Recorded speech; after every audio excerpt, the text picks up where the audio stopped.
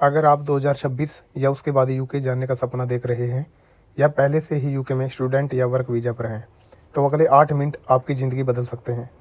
British सरकार ने immigration system में अब तक का सबसे बड़ा भूचाल ला दिया है।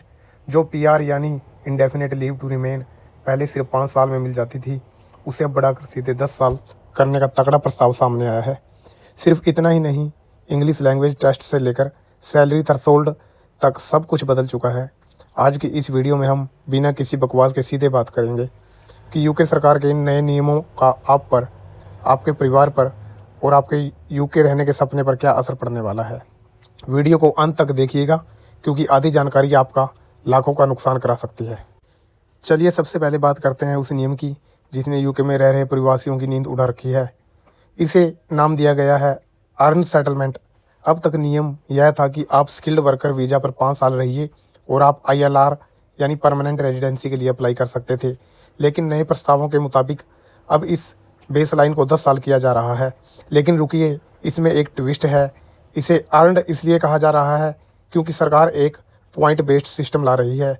अगर आपकी सैलरी बहुत हाई है या आप किसी ऐसी जॉब में हैं जिसकी यूके को बहुत ज़्यादा ज़रूरत है, तो आपके ये साल कम हो सकते हैं।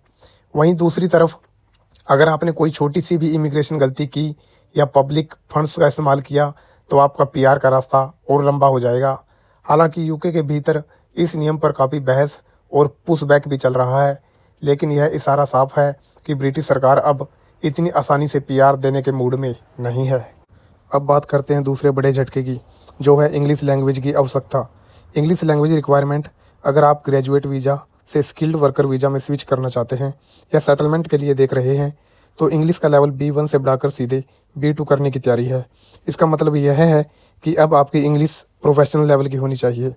इसके साथ ही जो लोग स्किल्ड वर्कर वीज़ा पर काम कर रहे हैं, उनके लिए सरकार ने पे पीरियड कॉम्प्लायंस का कड़ा नियम लागू कर दिया है।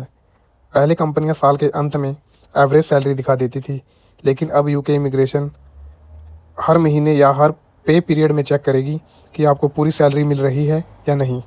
अगर आपकी कंपनी ने एक महीने भी सैलरी कम दी, तो उनका स्पॉन्सर लाइसेंस खतरे में आ जाएगा और आपकी नौकरी भी जा सकती है। यानी अब कागजी हेरफेर पूरी तरह बंद। तीसरी बड़ी बात, हाल ही में हुए सरकारी बयानों और किंग्स स्पीच के बाद यह साफ हो गया है कि फैमिली राइट्स और डिपेंडेंट वीज़ा पर सख्ती और बढ़ाई जा रही है। सरकार ने स्पष्ट कर दिया है कि केवल आपके इमीडिएट परिवार, पति पत्नी और बच्चे को ही अधिकार मिलेंगे। किसी भी एक्सटेंडेड रिलेटिव को इसमें शामिल नहीं किया जाएगा। अब आप सोच रहे होंगे कि क्या यह सिर्फ यूके में हो रहा है? तो जवाब है नहीं। अगर हम वर्ल्ड वाइड ट्रेंड्स को देखें, तो चाहे वह कनाडा हो या ऑस्ट्रेलिया, हर विकसित देश इस समय अपनी इमिग्रेशन पॉलिसीज़ को टाइट कर रहा है। हाउसिंग क्राइसिस, घरों की कमी और बढ़ती महंगाई के कारण ये सभी देश अब क्वालिटी ओवर क्वांटिटी पर फोकस कर रहे हैं। यानी वे सिर्फ उन्हीं लोगों को बुलाना चाहते हैं जो उनके देश की GDP में सीधे तौर पर बड़ा योगदान दे सकें। तो अब सवाल उठता है कि इस बदलते दौर में आपको क्या करना चाहिए? क्या आपको यूके जाने का प्लान छोड़ देना चाहिए? बिल्कुल नहीं। लेकिन हाँ, अब आपको अपनी स्ट्रैटेजी बदलनी होगी।